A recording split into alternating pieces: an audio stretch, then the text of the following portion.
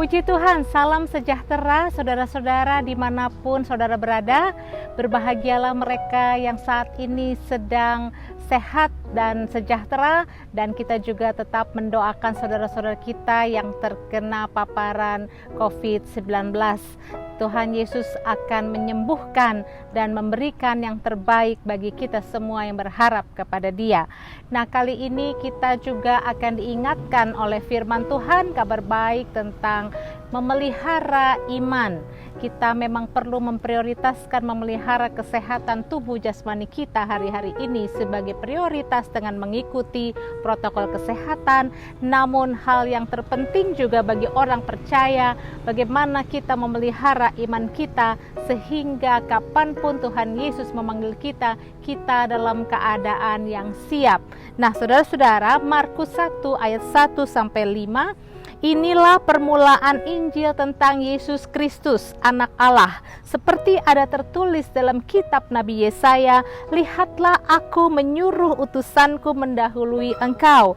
Ia akan mempersiapkan jalan bagimu. Ada suara orang yang berseru-seru di padang gurun, persiapkanlah jalan untuk Tuhan, luruskanlah jalan baginya. Demikianlah Yohanes Pembaptis tampil di padang gurun dan menyerukan, bertobatlah dan berilah dirimu dibaptis, dan Allah akan mengampuni dosamu. Lalu datanglah kepadanya orang-orang dari seluruh daerah Yudea dan semua penduduk Yerusalem, dan sambil mengaku dosanya mereka dibaptis di Sungai Yordan. Saudara terkasih, kita melihat dari ayat-ayat yang kita baca yaitu mengenai Yohanes Pembaptis. Ayat 1 dengan jelas mengatakan, inilah permulaan Injil Yesus Kristus, Anak Allah. Nah, Yohanes Pembaptis adalah orang yang ditetapkan Allah untuk menjadi pendahulu Yesus Kristus. Yohanes Pembaptis adalah orang yang mempersiapkan jalan bagi Yesus. Yohanes Pembaptis adalah orang yang dipilih Tuhan Allah untuk membaptis Yesus Kristus, dan Yohanes Pembaptis adalah orang yang menyerukan seruan pertobatan agar manusia bertobat, dan dialah yang membaptis para petobat dari Yudea dan Yerusalem di Sungai Yordan. Dan kita lihat Markus 1 ayat 7-8. Inilah yang diberitakannya, sesudah aku akan datang, ia yang lebih berkuasa daripadaku, membungkuk dan membuka tali kasutnya pun aku tidak layak. Aku membaptis kamu dengan air, tetapi ia akan membaptis kamu dengan Roh Kudus. Yohanes Pembaptis di sini mengatakan apa yang dia yakini tentang Yesus Kristus. Yohanes bersaksi bahwa Yesus adalah Dia yang lebih berkuasa daripada dirinya, sehingga menjadi budaknya pun dia tidak layak. Yesus Kristus disaksikan oleh Yohanes, Yesus adalah pembaptis dengan Roh Kudus. Yohanes Pembaptis bersaksi bahwa Yesus adalah anak domba Allah yang menghapus dosa manusia dan menebus hidup manusia. Dan Yohanes Pembaptis adalah orang yang bersaksi Yesus adalah anak Allah, yaitu Allah sendiri yang menjadi manusia.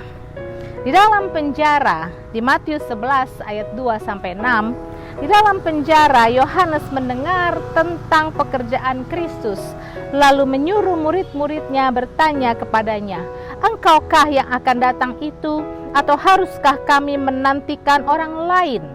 Di dalam penjara inilah yang dikatakan Yohanes yang menggambarkan keraguan-raguan imannya kepada Yesus itu sendiri. Yesus menjawab mereka, pergilah dan katakanlah kepada Yohanes apa yang kamu dengar dan kamu lihat. Orang buta melihat, orang lumpuh berjalan, orang kusta menjadi tahir, orang tuli mendengar, orang mati dibangkitkan, dan kepada orang miskin diberitakan kabar baik. Dan berbahagialah orang yang tidak menjadi kecewa dan menolak aku.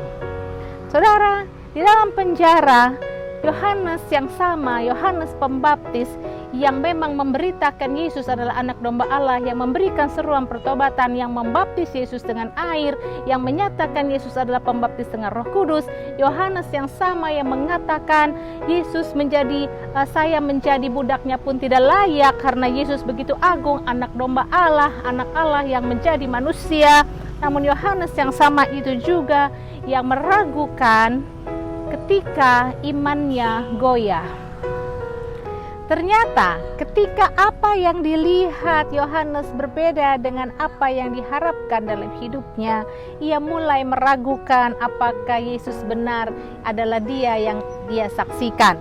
Keraguan Yohanes mengingatkan kita, kadang-kadang kita pun tidak luput dari perasaan ragu-ragu ketika kita dalam posisi yang tidak seperti yang kita harapkan. Nah, saudara-saudara, Yohanes bisa ragu-ragu, kita pun bisa. Ternyata saudara-saudara, apa yang dikatakan sekali selamat pasti selamat itu tidak sama dengan apa yang Alkitab ajarkan. 1 Timotius 4 ayat 1, tetapi Roh dengan tegas mengatakan bahwa di waktu-waktu kemudian ada orang yang akan murtad lalu mengikuti roh-roh penyesat dan ajaran setan-setan. Apa yang Paulus katakan ketika menjelang ajalnya? Rasul Paulus mengatakan, aku telah mengakhiri pertandingan yang baik, aku telah mencapai garis akhir, dan aku telah memelihara iman. Bagi Rasul Paulus, kehidupan ini adalah suatu pertandingan yang harus diperjuangkan, dan Rasul Paulus mengatakan menjelang dia di akhir ajalnya, dia telah memelihara imannya. Ternyata kita harus memelihara iman kita karena akan ada orang-orang yang murtad oleh karena ajaran-ajaran sesat dan ajaran setan-setan, dan itu masih ada sampai hari ini. 1 Korintus 15 ayat 33, janganlah kamu sesat, pergaulan yang buruk merusakkan kebiasaan yang baik. Salah satu cara memelihara iman kita adalah perhatikan dengan siapa kita bergaul. Mari kita menjadi seperti Rasul Paulus yang bertanding dalam kehidupan ini dengan cara memelihara imannya, sehingga kapanpun Tuhan akan memanggil dia siap. Semua orang berjuang memelihara iman. Bagaimana caranya? Yang pertama, kita harus bergaul dengan Allah, hidup bergaul dengan Allah. Henok hidup bergaul dengan Allah, lalu Henok tidak ada lagi sebab ia telah diangkat oleh Allah. Nuh adalah seorang yang benar dan tidak bercela di antara orang-orang sezamannya, dan Nuh itu hidup bergaul dengan Allah. Mazmur mengatakan, dengan nyaring aku berseru kepada Tuhan dan ia menjawab aku dari gunungnya yang kudus. Kisah Para Rasul 13 ayat 2, pada suatu hari ketika mereka beribadah kepada Tuhan dan berpuasa, berkatalah Roh Kudus, khususkanlah Barnabas dan Saulus bagiku untuk tugas yang telah kutentukan bagi mereka. Saudara-saudara, bergaul dengan Allah melalui doa. Doa yang sejati adalah komunikasi dua arah. Bukan saja kita yang berbicara kepada Tuhan, tetapi Roh Tuhan berbicara juga kepada kita. Inilah yang dimaksud dengan bergaul dengan Allah.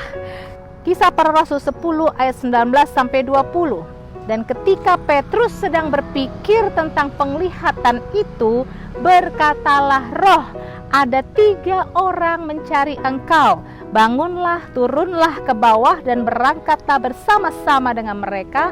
Jangan bimbang sebab aku yang menyuruh mereka kemari. Ayat-ayat yang tadi kita baca semua berbicara tentang suara Tuhan yang disebut dengan suara Roh itu kepada manusia.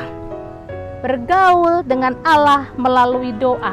Bila kita rajin bergaul dengan Allah melalui cara berdoa dan disiplin berdoa, maka akan terjadi terobosan-terobosan rohani sehingga kita mudah mendengar, kita mudah berbicara dengan Allah seperti kepada teman kita. Bergaullah dengan Allah dengan cara berdoa setiap hari. Mazmur 25 ayat 14a mengatakan, Tuhan bergaul karib dengan orang yang takut akan Dia. Yang berikutnya, saudara-saudara, bagaimana bergaul dengan Allah? Bergaul dengan Allah melalui membaca Alkitab. Jawab Yesus kepada mereka, kamu sesat justru karena kamu tidak mengerti kitab suci maupun kuasa Allah. Rasul Paulus mengatakan, sementara itu sampai aku datang, bertekunlah dalam membaca kitab-kitab suci, dalam membangun dan mengajar. Iman kita dapat pelihara selain berdoa, yaitu dengan membaca Alkitab. Yang kedua, bergaul dengan orang percaya secara teratur. Adalah kehendak Tuhan agar kita semua memiliki persekutuan bersama dengan saudara-saudara seiman, saudara-saudara orang percaya yang lainnya. Iman kita harus pelihara dalam hubungan dengan sesama orang percaya. Nah, Ibrani 10 ayat 25, janganlah kita menjauhkan diri dari pertemuan-pertemuan ibadah kita seperti dibiasakan oleh beberapa orang, tetapi marilah kita saling mengasihi, menasehati dan semakin giat melakukannya menjelang hari Tuhan yang mendekat. Yang kedua, bagaimana kita memelihara iman kita? Mari bergaul dengan orang percaya secara teratur. Bersekutu dengan orang percaya bukan satu pilihan, tetapi Alkitab mengatakan itu suatu keharusan. Iman kita terpelihara dengan baik hanya jika kita memiliki persekutuan dengan orang percaya yang lainnya. Itu sebabnya ada gereja saudara bagi saudara sekalian. Kisah Para Rasul 1 ayat 14, mereka semua bertekun dengan sehati dalam doa bersama-sama dengan beberapa perempuan serta Maria ibu Yesus dan dengan saudara-saudara Yesus. Hasilnya dari persekutuan mereka adalah terjadinya kebangunan rohani. Mereka semua penuh dengan Roh Kudus dan terobosan terjadi, yaitu di mana-mana Injil diberitakan dan mereka sendiri ada roh yang saling membagi satu sama lain, saling mengasihi satu dengan lainnya. Dengan demikian, itulah cara yang Tuhan pakai bagaimana iman mereka terpelihara, bergaul dengan orang percaya. Yang ketiga, bagaimana kita memelihara iman kita? Kerelaan memberitakan Injil. Kenakanlah seluruh perlengkapan senjata Allah supaya kamu dapat bertahan melawan tipu muslihat iblis.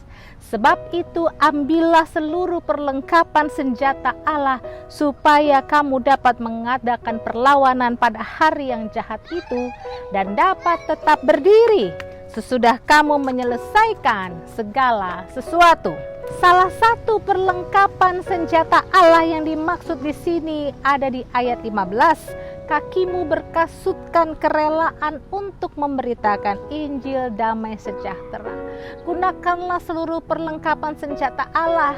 Salah satunya, kenakanlah kasut rela memberitakan Injil. Kalau kita rela memberitakan Injil, disitulah iman kita pun terpelihara dan terjaga. Ketika kita tetap dan rajin memberitakan Injil, iman kita terpelihara.